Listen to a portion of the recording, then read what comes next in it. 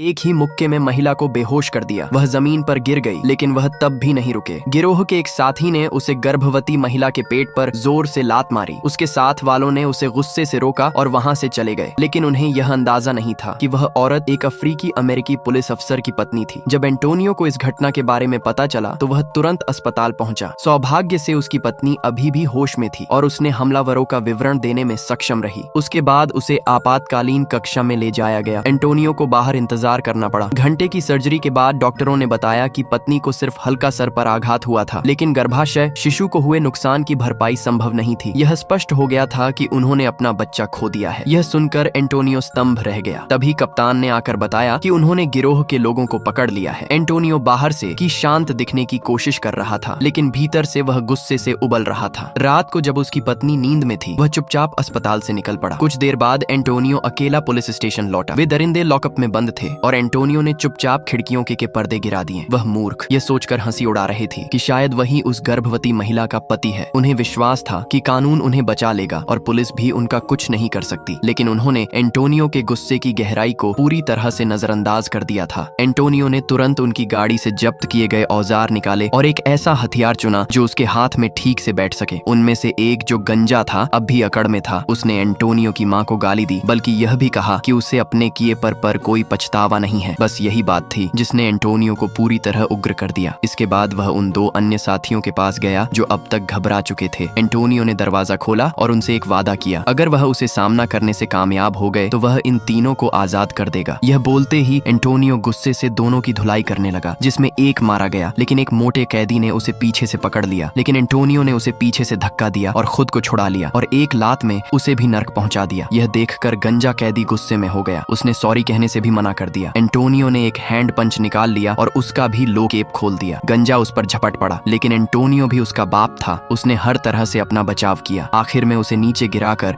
दो दबोच लिया और एक जोरदार पंच उसकी छाती पर मारा। उसकी सांसें रुक सी गईं। एंटोनियो ने उस पर रहम नहीं किया, क्योंकि वह उसके बच्चे का हत्यारा था, जिस वजह से एंटोनियो ने पूरा क्रोध उस पर उतार दिया। मार मार कर उसके चेहरे का बाजा बना दिया। लेकिन फिर भी उस बहुत दुख था कि उसका बच्चा अब इस दुनिया में नहीं।